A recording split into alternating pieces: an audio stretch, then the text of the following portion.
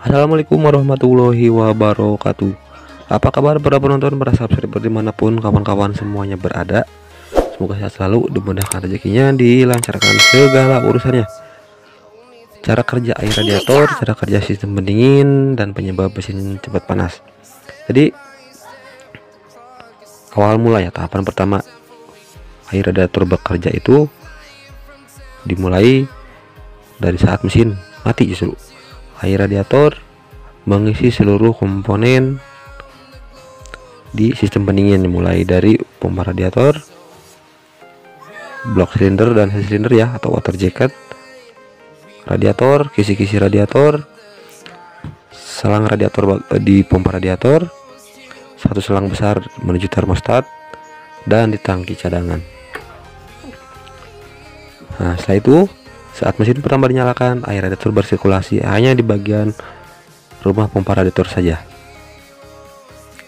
Bersirkulasi ya, dari boring naik ke sini, turun. Nah, tahapan itu adalah tahapan pertama. Saat pertama mesin nyala, hanya bersirkulasi di sini. Lama-kelamaan kan otomatis air akan panas.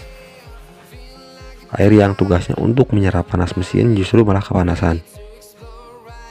Nah, di situ volume air akan mulai naik, meluap dan menekan tutup dari radiator, dan air radiator yang meluap akan dialirkan menuju ke tangki cadangan. Nah, di tangki cadangan air radiator itu, misalkan ya, kapasitas tangki cadangan itu ada di tengah-tengah ya, nggak terlalu sedikit, nggak terlalu full, ditambah air yang dialirkan saat meluap itu misalkan 1 gelas. Nah, yang 1 gelas itu dicampur dengan air yang ada di tangki cadangan, otomatis nggak terlalu panas, agak sedikit dingin, dan keluar dari hawa keluar dari selang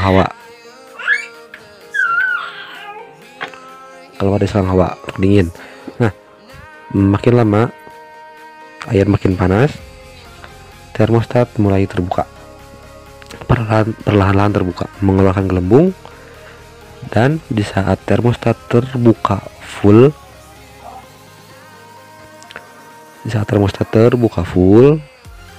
itu gelembungnya makin banyak dan volume air radiator langsung drop, menyusut. Kenapa bisa menyusut? Karena sebagian air radiator tadi sudah dialirkan ke tangki cadangan untuk didinginkan.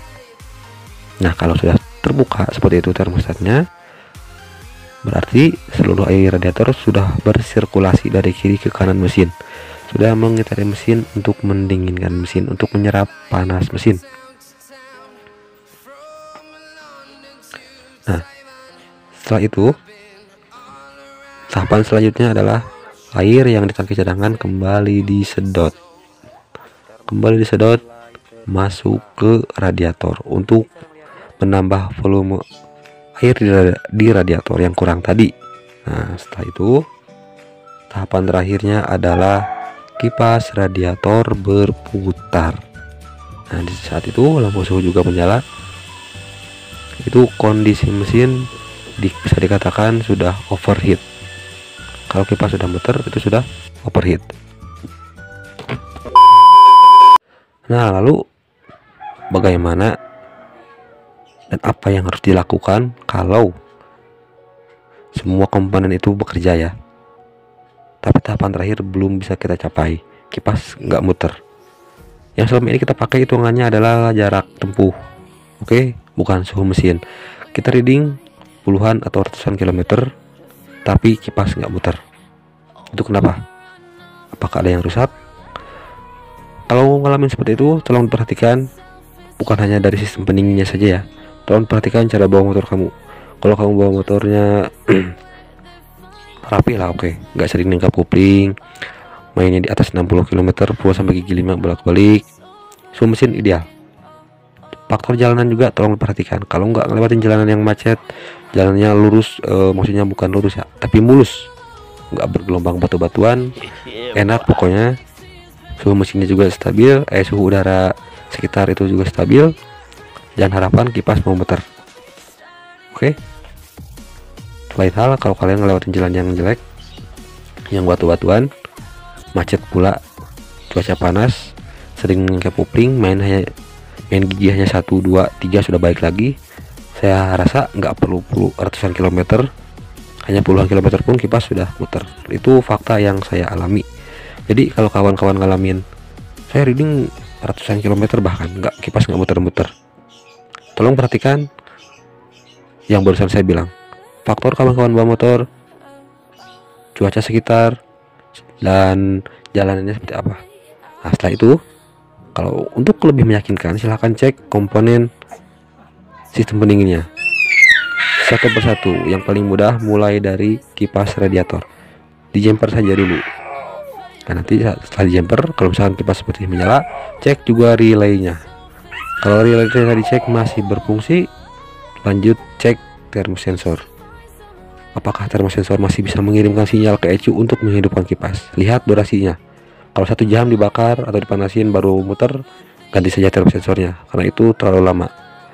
Kalau baru kena api atau kena panas langsung muter juga kipasnya, itu termosensor terlalu cepat. Nanti jadinya saat pertama mesin dinyalakan kipas langsung muter. Nanti kalian bingung lagi kenapa motor saya baru nyalain kipasnya sudah muter. Nah setelah itu cek juga termostatnya. Khusus untuk termostat, kalau misalkan macet itu lebih baik di bypass saja, dicopot. Itu saran yang terbaik kalau misalkan belum bisa ganti. Kenapa? Kalau termostat macet dibiarkan dipasang, untuk blok silinder ya, head silinder sebelah kanan dekat busi di tempat termostat itu akan sangat panas, bahkan bisa jebol. Kan air radiator nggak bersirkulasi, ketutup sama termostat yang macet. Oke.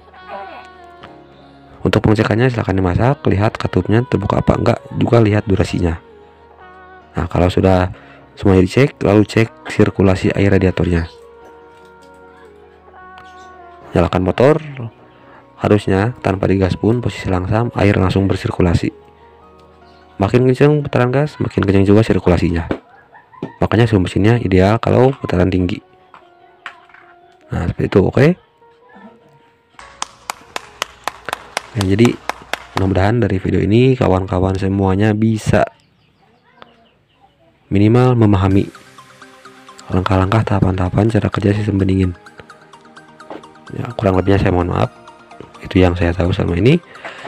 Jangan lupa like, komen, dan subscribe. Oke, sampai jumpa di lain waktu. Wassalamualaikum warahmatullahi wabarakatuh.